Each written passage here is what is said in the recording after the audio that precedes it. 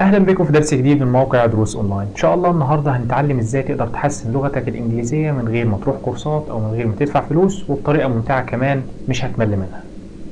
مش محتاج اتكلم عن اهميه اللغه الانجليزيه، انها اصبحت حاجه اساسيه في اي سي في لاي شغل انت بتقدم له، سواء كنت حديث التخرج عايز تسافر بره او حتى كنت طالب، فاللغه الانجليزيه بقت شيء اساسي ولازم تتعلمه وتتقنه كمان.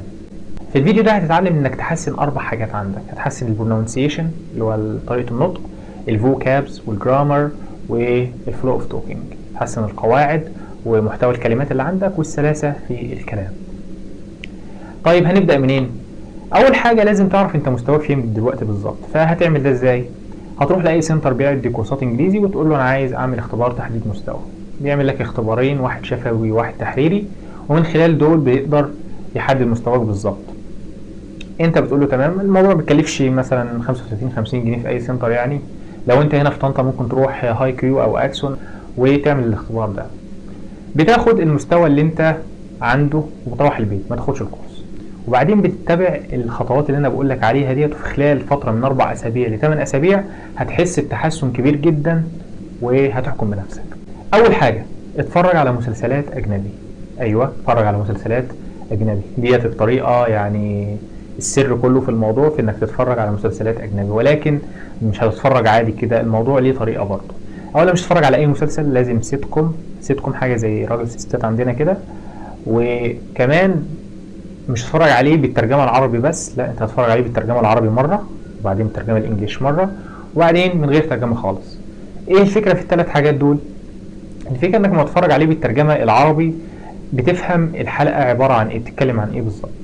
وبعدين لما تتفرج عليه بالترجمه الانجليش بحاول تربط الكلام اللي هو بيقوله بالكلام اللي مكتوب على الشاشه.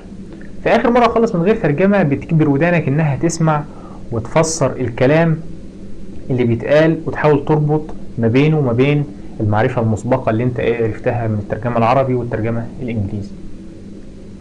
ارجح لك في البدايه انك تسمع 2.5 من سيتكم خفيف وكوميدي، واللغه بتاعته واضحه وما فيهوش الفاظ يعني ايه صعبه، وحاول تبعد عن الخيال العلمي شويه لان ايه بيبقى فيه مصطلحات غشيمه شويه. علشان تحسن الكلمات والقواعد في تشانلز على يوتيوب بتقدم لك دروس مجانيه ودروس على مستوى عالي جدا من الاحتراف وبطريقه سلسه وبسيطه. هتلاقي اللينكات بتاعتهم في الديسكريبشن، ممكن تتابعهم وهتتعلم منهم كتير. الحاجه الرابعه اللي هي سجل لنفسك واسمع نفسك.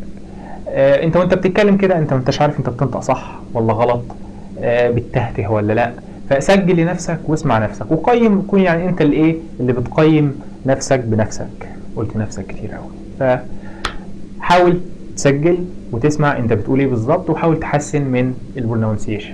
بعد فتره هتلاحظ انك اتحسنت، انت هتحس بنفسك كده ان انت اتحسنت في الانجليش. فهننتقل لحاجه اعلى شويه، وهناك هتتفرج على فيلم من غير ترجمه خالص. يفضل انه يكون فيلم كوميدي وفيلم انت سمعته قبل كده عشان تكون عارف الحوار او القصه، وبعدين هتتفرج عليه.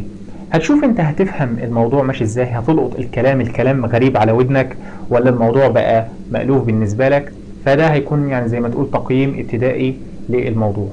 الحاجه السادسه، روح اي ندوه او سيمينار بيتكلم عن اللغه الانجليزيه. فرصه كويسه جدا في اي سنتر بيفتح جديد او اي سنتر حالي عايز يعمل دعايه لنفسه، بيعمل سيمينارز مجانيه، الحضور مفتوح، ممكن تروح تحضر وتشوف الناس دول بيتكلموا عن ايه. اكيد هتتعلم طرق جديده للتعلم، واكيد هتعرف على ناس ممكن يفيدوك بعد كده. اخر حاجه، ودي حاجه خفيفه كده، لو ليك اي فريندز على فيسبوك او على اي سوشيال ميديا من بره، حاول تتشات معاهم بالانجليش، يعني دي طريقه بتحسن اللغه كويس جدا. بعد ما خلصت ال7 حاجات دول، يعني ممكن تكتبهم او ممكن تخش على موقعنا تلاقيهم في مقال. روح اعمل اختبار تحديد مستوى في نفس المكان اللي انت عملته قبل كده. الموضوع ده ممكن تستنى مثلا من 4 ل6 اسابيع، وبعدين تروح تقيم هل الموضوع فرق معاك فعلا ولا لا. هتروح هتعمل الاختبار، وان شاء الله انا على يقين ان مستواك هيكون عالي، مينيمم 2 أو 3 مستويات كمان. بس لازم انك تواظب على الموضوع ده. تسمع لك حلقة او حلقتين يوميا من السيتكم، هتلاقي في لينك تحت للتحميل او طريقة تحميل اي سيتكم. هتلاقي في لينك برضو لتحميل المسلسلات زي الترجمة العربي والترجمة الانجليش وازاي تضيفهم.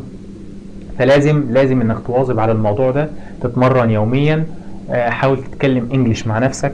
الموضوع ما فيهوش اي جنون ولا حاجة، بل بالعكس ده بينمي الذكاء انك تقعد تتكلم مع نفسك. فحاول تواظب على الموضوع ده قدر الامكان. لو انت جد فعلا اكيد هتلاقي تحسن، بس ما تجربش يومين ولا 3 وتبطل وبعدين ترجع تقول الطريقه ما نفعتش.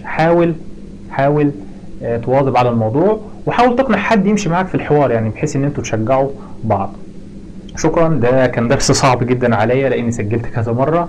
فلو عجبك الفيديو ما تنساش تعمل لايك، سبسكرايب وشير عشان تعم المعرفه. شكرا. سلام عليكم.